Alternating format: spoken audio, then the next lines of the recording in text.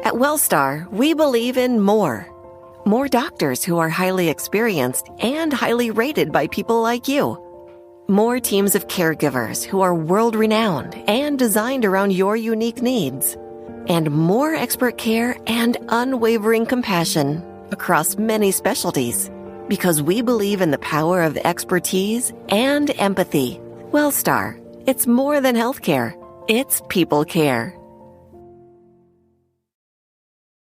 Every team, every topic, everywhere. This is Believe. Welcome to Sugar-Coated Murder Podcast, a brilliant true crime podcast hosted by two zany sisters, all while baking up delicious treats in their kitchen. Here are your podcast hosts, Karen Devaney and Ann Varner.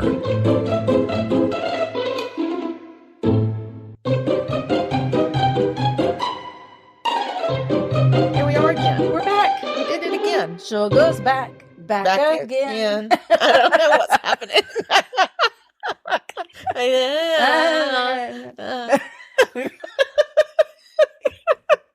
I wasn't sure what was happening. I didn't recognize the song. Oh, gotcha. Yeah, so I wasn't sure where we were going with it. It's still September. And it's still Serial Killer September. Oh, Lordy. Serial killers, serial recipes. We are serialed up. We're seriously serialed. Seriously. Hi, y'all. Hey. I have a recipe made with cereal. No way. I swear. That's insane. What a coinky dink. Oh, my God.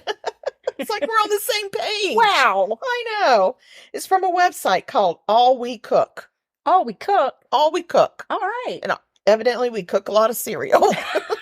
There's nothing wrong with There's cereal. nothing. I love it. We're bringing cereal back. So this is what had happened. Mm-hmm. I saw this recipe for this stuff called pistachio puppy chow. Oh. And I thought, oh, that sounds different.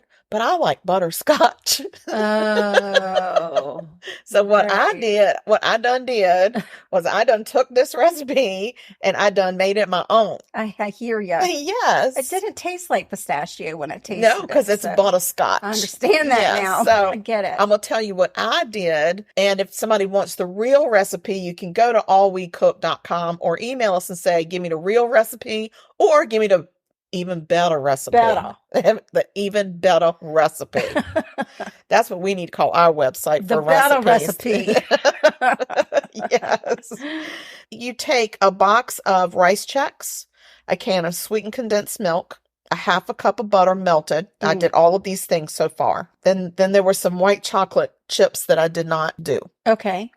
And then a 3.5 ounce box of instant butterscotch pudding mix and not pistachio. So I did the butterscotch. Okay. And instead of the white chocolate chips. Oh my gosh. So the other one is green when it comes out? It's green? It's kind of greenish. It's like a limey green. It's like puke. It's like it's more like a really light lime green. Oh my goodness.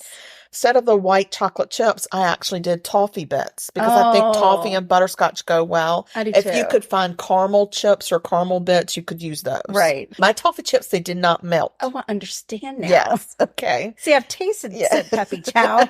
Yes. Okay. All right. Yeah. Okay. Also, it calls for a half a teaspoon of vanilla. I did a heavy pour of a half a teaspoon of Killer Vanilla. Of course. It calls for some salt. I did not add salt. You can if you want. And then it says 2 cups of powdered sugar. I ended up using the whole box. What?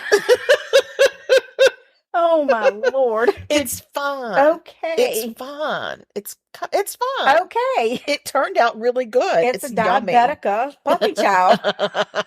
It's for the diabetes. That's why we call it the better recipe. We got all kind of butter and all kind of sugar, and then we just threw some more sugar in. Threw some more shit in there. You pour your cereal in a bowl or in a double bagged brown bag. You know what I'm saying? Like a grocery bag, which I'm not using that. No. That's gross. Yeah. I needed a big bowl and I thought I had a big enough bowl. Right. Turns out I didn't, but I made do. I made it work. Right. You take in a microsafe, which is the same thing as a microwave safe. It's just an abbreviation. Right. Microsafe. Right. Bowl. You add your sweetened condensed milk. Mother of God, I'm not getting through this. God. It's your condensed milk. Condensed. Gee, I'm reading it. And the microsafe. In the microsafe, yes. And you add your melted butter and your chips. Mm-hmm.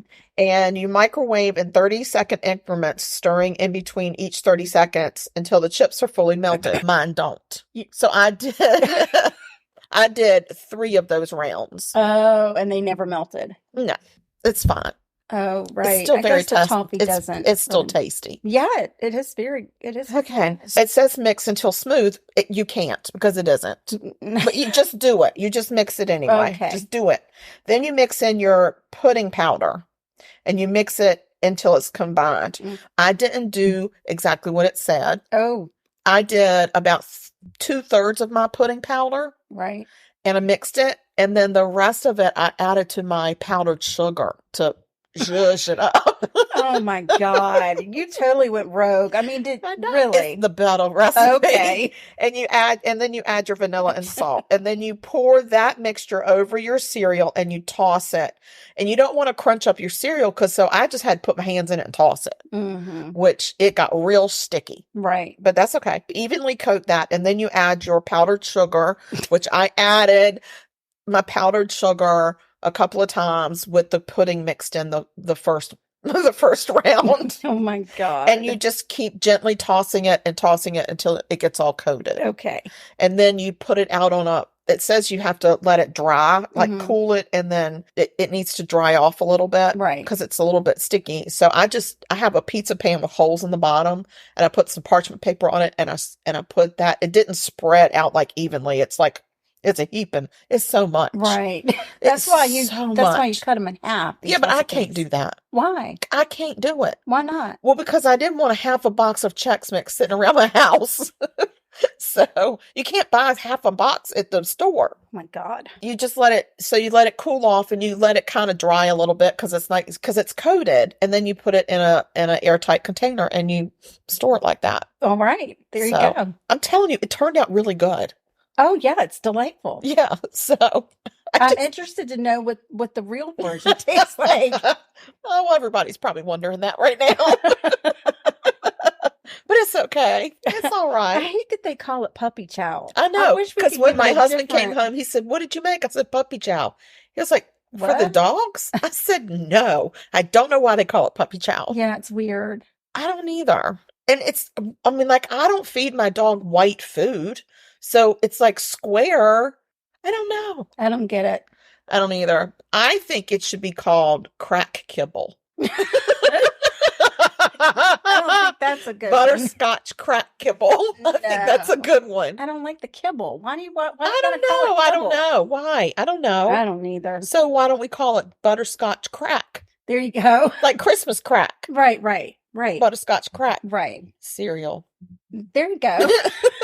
It's crack cereal. It's crack cereal. Yes, it's delightful. And speaking of cereal, I'm going to do a story about a serial killer. Welcome back to Judge Jordan. You know who it is. Whoa, Matt. This isn't an episode. This is our promo. Well, what's a promo?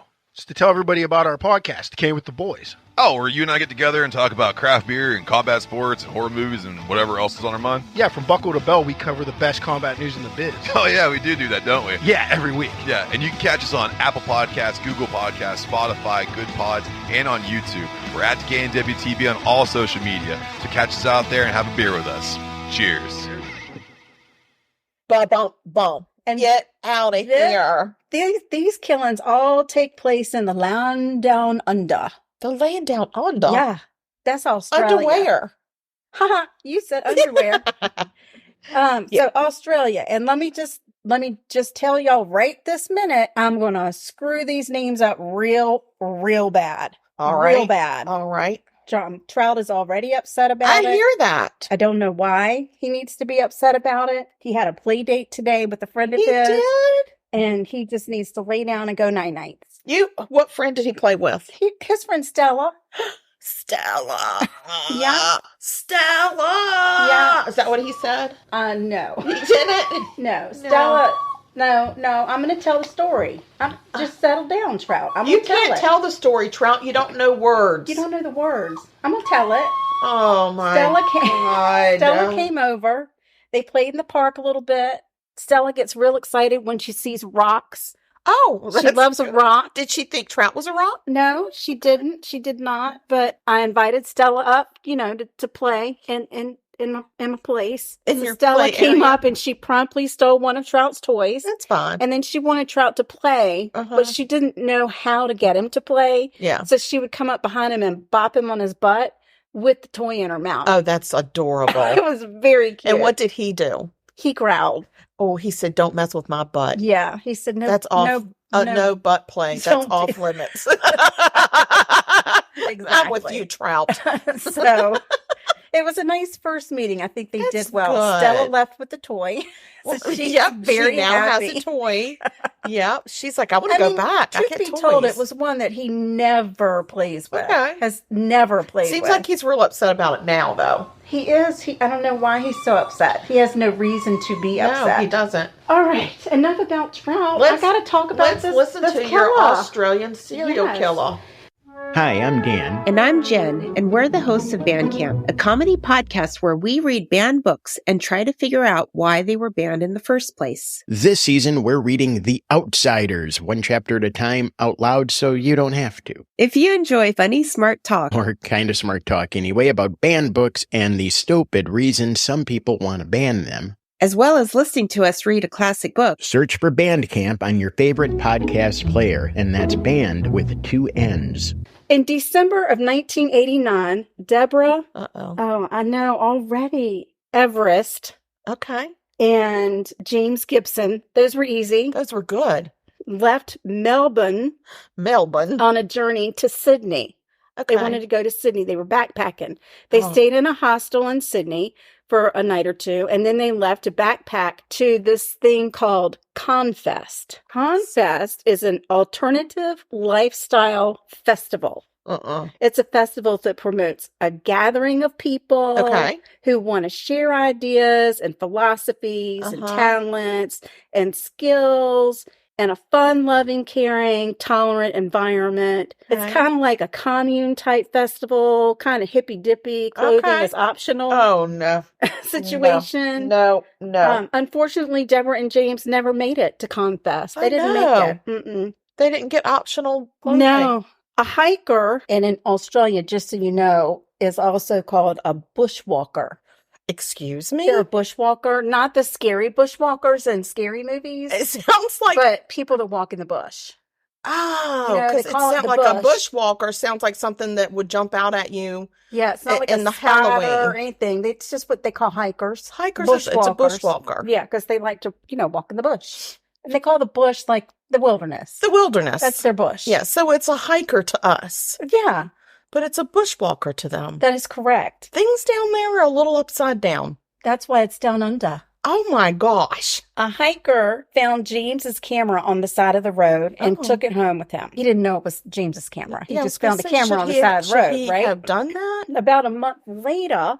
Is that Australian? That later? Is that supposed to be Australian? No. Okay, because it wasn't. It didn't try to be. Okay.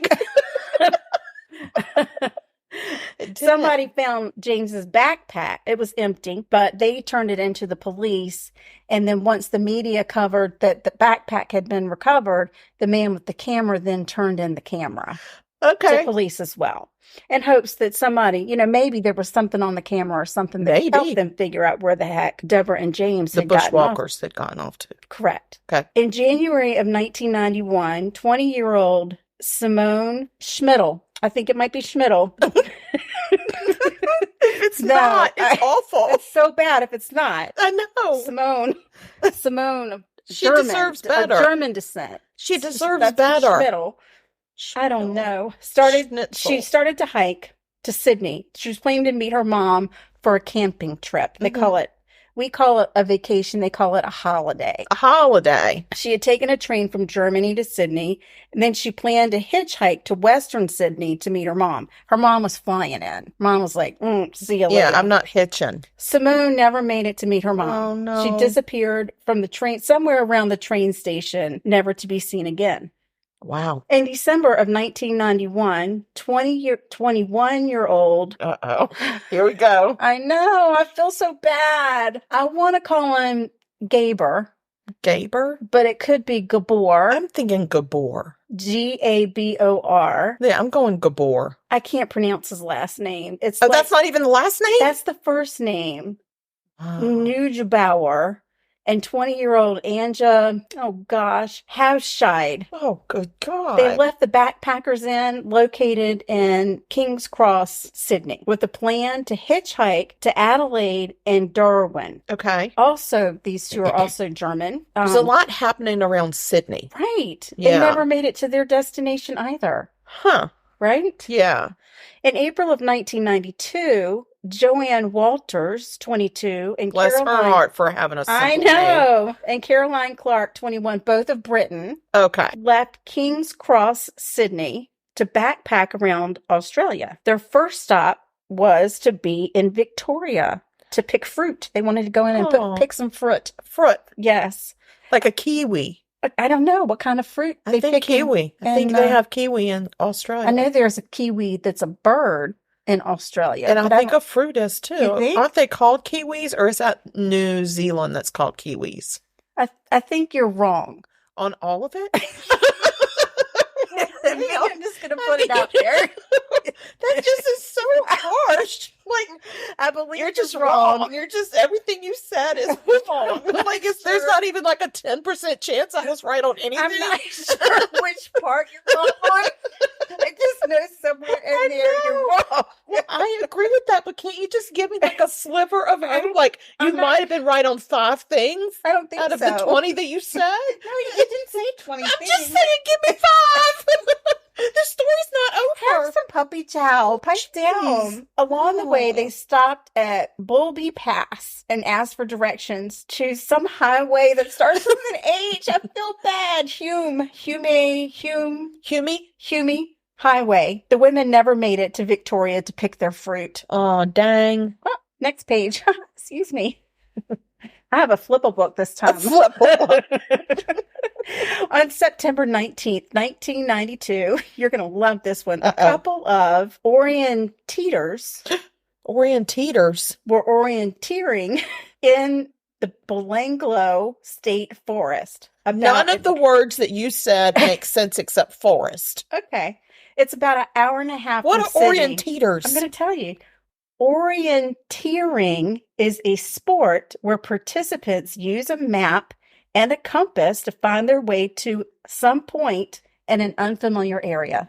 They orientate themselves. Yeah, and a lot of times they run because you want to be the first one there. Yeah. So it's kind of like a treasure hunt, only there's no treasure. No treasure. It's like geo-tracking. Correct. Kinda. Yeah, they call it orienteering. Oh, that's awful. These orienteers had a rough day because they came across a concealed corpse. Concealed corpse? Yes. Not congealed, which was what was in my mind. Concealed corpse. They called police, who came to the scene. The next morning, as the police were gathering clues about the deceased, they found another dead body just 100 feet from the first. Wow. Within days, the bodies were identified as Caroline Clark and Joanne Walters. Joanne had been stabbed 14 times. 4 times in the chest, 9 times in the back, and once in the neck. And when I tell you that she was stabbed in the back, her spinal cord was severed, so she would have been paralyzed from the stabbing. That's horrifying. Caroline had been shot 10 times in the head. 10 times in the head? 10 times. Was her head even there? 10 times in the head. That's a lot. That's a lot. That's a lot in the head. Right. A little over a year later, a fellow was out gathering some firewood in Belanglo State Forest. It's a big one. It's a big forest there. I'm murdering the names. Mm-hmm. When he stumbled upon what he thought could be human bones. Oh. So he goes to get the police and brings them because he didn't think they could find their way to check out the site. And it turns out the bones belonged to two bodies, that of James Gibson and Deborah Everest. Oh, The first couple of them. Yeah. Medical and forensic specialists determined that James had been stabbed 8 times in the back and the chest. Wow. So again, his spinal cord would have been severed. He would have been paralyzed. Yeah. Deborah had literally been beaten to death. Oh. She had a fractured jaw. Her skull had been fractured in 2 places, and she had knife marks in the bones of her forehead. Oh my God. In addition, she had been stabbed in the back. Stabbed? Stab cell? Yeah. She had been stab cell? You say stab cell? In the back? Yeah, right in the back. Cell. Right in the back. What is happening? Stabbed. She been stabbed? Yes. Cell? True? Is this true, Sal? By October of 1993, police knew they had a serial killer on their hands. No shit! But listen to how they handled their serial killer situation. Okay. They put together a task force with 20 plus detectives and analysts, and the government kicked in, from the page, Yeah, flip it. a $500,000 reward. Oh, they are not playing. No, They are the not government. playing. That's $500,000. $500,000. And I think out in the outback, you might be able to live off that for a little while. A little while. During a police sweep in the state forest in November of 1993, the skull of Simone Schmidl was discovered. They soon found her skeleton. Simone had been stabbed 8 times in her chest and back, again paralyzed. A couple of days later, not far from Simone's skeleton, they found some clothing that belonged to Anja Halshed. Okay. Police soon found the bodies of Anja and her boyfriend, Gaber. Gabor. Gabor. Yeah, let's go Gaber. If it's a first name, I'm saying Gaber. Okay. Anja had been decapitated. Her Oh. skull was never found. No. Oh. Gaber had been shot 6 times in the head. What is this? All the head shots. I Like, there's not know. enough room in the head for these things. Right. That's like really overkill. The task force worked around the clock to process evidence and clues. They got a break in April of 1994 when a detective discovered a report from a man named Paul Onions. Onions, you Onions. say? You say onions. Paul Onions. Not bunions. Not bunions. Okay. Onions. Is he any kin to Sal? Sal. Sal onions? Don't turn your back on him. You could get stabbed. Back in 1990, Paul had been backpacking when a man named Bill picked him up. Okay. Once he was in the vehicle, Bill pulled out a revolver and some rope. Oh. Paul scrambled out of the car real fast, and he flagged down a passing vehicle as Bill started to fire shots at him. Oh my gosh. Thankfully, a woman named Joanne Berry stopped and gave Paul Onions a ride. Okay. They reported the incident to police, and they gave a description of Bill and the vehicle that he was driving. The detective finds this report. He goes back and says, hey, y'all, hey. Let's talk more about this. Okay. At the same time, a tip came in from a co-worker's girlfriend who said they should check into a man named Ivan Milat. Ivan Milat had a long police record. It seems like Ivan really liked to abduct and rape hitchhiking women. Oh, Lord. Please. Ivan. Ivan. Bad. Ivan, trying to get in touch with you. Ivan.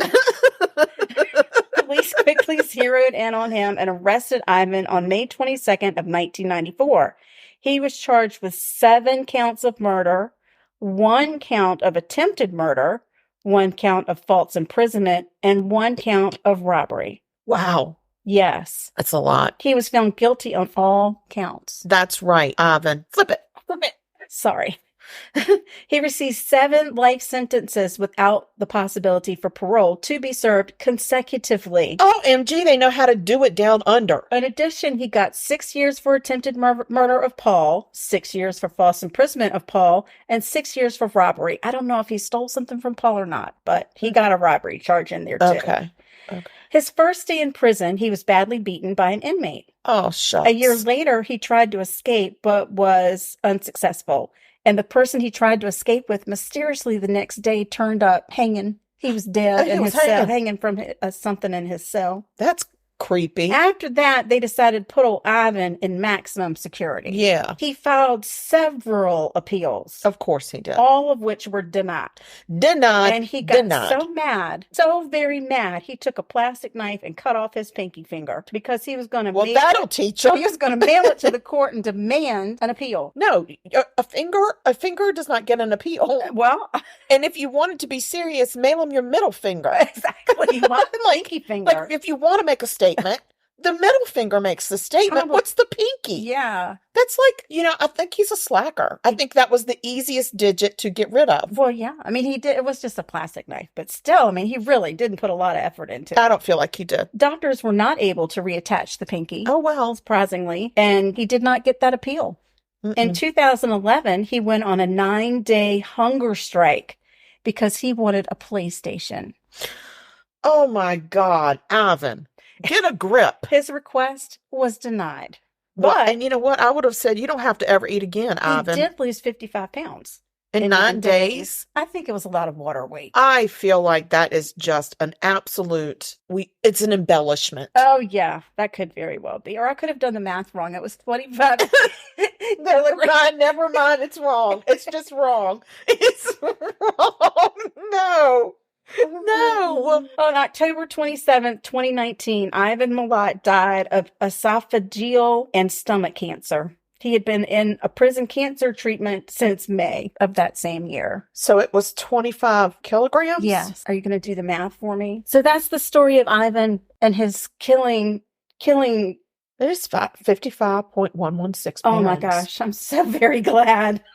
That's just, I'm sorry. You cannot lose that much in 9 days. I know. Well, I mean, are they counting the pinky or no? I mean, how much does your pinky weigh? I don't know. Maybe he had fat fingers. Yeah, but that's like ounces. A couple of interesting things. He did have a habit of self-mutilation. Ew, Ivan, you're gross. He, for some reason, deliberately swallowed a number of items like staples, razor blades, and some other metal. He liked a metal object. He liked to swallow it. Listen, I think he just was trying to get attention, and the best thing they could do just to keep giving him metal stuff and say, all right, will you swallow this? Have all I of bet it. you won't swallow this. What if you swallow this? And then just let him swallow until he died. That's why he got esophageal cancer. Oh, yeah. Because he swallowed all that crap. Yeah, prison cancer treatment centers are not all that great. I don't feel like they are. I feel like they don't get the kind of treatment that outsiders get. No, I don't think so. I think it's a very painful death. He is suspected of some other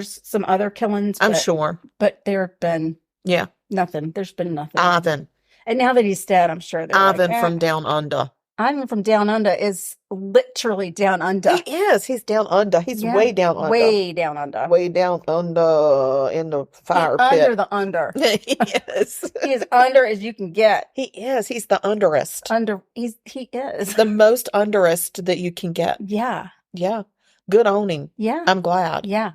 Oh, wow. Wow. Trout has joined us. Trout has made yet another entrance. So that's it. That's what I got. We did it. One more week of Serial Killer September. Yeah, I feel like we did it. And Trout, what are you doing? He's like, "Ooh, do you have Puppy Chow?" Yeah, it's stuck all to my shirt. It's stuck to my shirt, buddy. All right. Well, I'm a walking Puppy Chow. You're gonna have to find a serial killer for next week, and I'm gonna have to find another recipe, something else to make with cereal. If anybody has any suggestions for cereal recipes for Ann to make, email us at murder.sugarcoated@gmail.com. Yeah, we didn't even talk about that last episode. We No. just didn't talk about any social media, nothing. Yeah, we're on the countdown to Crime Con. So We again, did. we've got the Buy Me a Coffee. Buy me a coffee. In our link I tree. haven't. Yeah, it's in our link tree, but I'll also post the direct link. Yeah. And that way, Yeah. if you'd like to buy us a coffee or a bourbon or a protein bar, for Crime Con, Yes, that'd be great. We would really appreciate it. We could really use that, or some more peanut butter for Trout. Yeah, and listen, if there's somebody, if you want us to try and get Nancy Grace's autograph, let us know. We'll try. We'll try. We might not be able to, but No, we'll try. We'll try. Yeah, we're not going to any meet and greets. No, I didn't really want to do a meet and greet. Well, because I'd rather be in a panel or in a discussion. Like I'd rather be in a thing. And truly, I don't want to be. I don't want to be a fangirl. You know what I'm saying? I'd rather bump into him. I'm gonna fangirl either way, but that would be. But if you bump into him in the bathroom, it's I feel like they would call security on me at the meet and greet. I will be there with you. Right. So I'm gonna help me. I'm gonna pipe you down. No rules. No rules. Just crumbs. Just crumbs. All right, y'all. We have done it again. Yep. We showed back up twice in a row. It's a record. It's insane. It is a record for this year. We might actually make it through September. Let's just don't jinx anything. Exactly. Let's don't jinx it. Exactly. But well, listen, anyway. I hope that you all have a great week and that you just will please stay sweet and don't murder. Listen, if you kill people, we will talk about you. And we're not going to get your names right. And we're going to call you stupid names. We're going to murder your name. We're going to be glad about you swallowing razor blades and things like that. It's going to be bad. It's going to be bad. Don't make us talk about you. And it will disappoint mama. And I think it'll disappoint your own mama. Like, yeah, everybody's mama. All the mamas are going to be disappointed if you're murdering. Do it. No. And God knows. God knows everybody. He knows when you murder. He knows what's in your heart, and don't have a murderous heart. That's a very philosophical. I was going to say, didn't mean to opine, but what I was going to say is stay safe out there. Oh, yeah. This has been Sugar Coated Murder Podcast. All right, we love you. Bye. A deliciously entertaining true crime podcast. Like what you heard?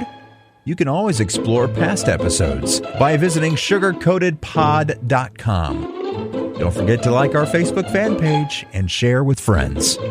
Thanks for listening to Sugar Coated Murder Podcast. Thank you for listening to Believe.